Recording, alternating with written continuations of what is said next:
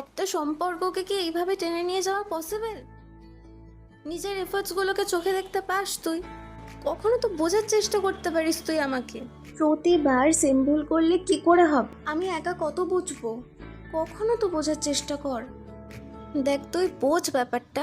Hello, hello. দেখ,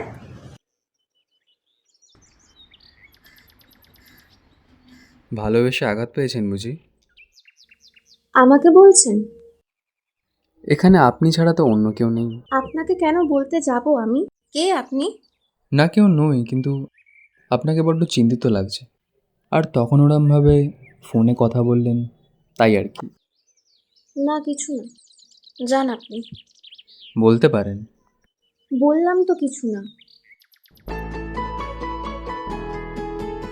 মাঝে মাঝে কিন্তু স্ট্রেঞ্জাররা জীবনে অ্যাডভাইস হয়ে আসে, তাই বলছি। অ্যাডভাইসটা নিতে পারেন। আর সম্পর্কে থাকতে গেলে কিছু একঘেয়েমি জিনিস মেনে নিয়ে এগিয়ে চলতে হয়। আর যদি মানুষটাই ভুল হয়, সব কিছুই একতরফা হয়, ভীষণ বদ্ধ লাগে নিজেকে। যদি মনে হয় যে সম্পর্কটাতে নাই থাকতে পারতাম, তখন? তাও ঠিক। আননেসেসারি একটা বোঝাকে কেনই বা আপনি আপনার মাথার ওপর চাপিয়ে রাখবেন?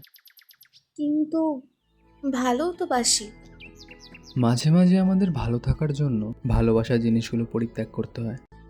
না চাইতে অতিরিক্ত পেয়ে গেলে মানুষ তো ছুঁড়ে ফেলবেই, সেটা জিনিস হোক কিংবা মানুষ।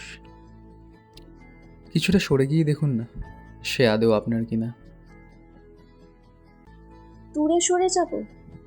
অনেক ক্ষেত্রে দূরে সরে গিয়ে বুঝে নিতে হয় তার আপনাকে আদৌ কাছে প্রয়োজন কিনা। আর আমার মতে বেকার নিজেকে সহজলভ্য না বানানোই শ্রেয়।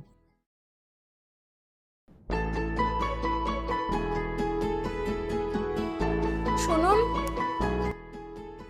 থ্যাংক ইউ বলতে হবে না। Sometimes strangers can alter the tone of your life. ভালো থাকবেন।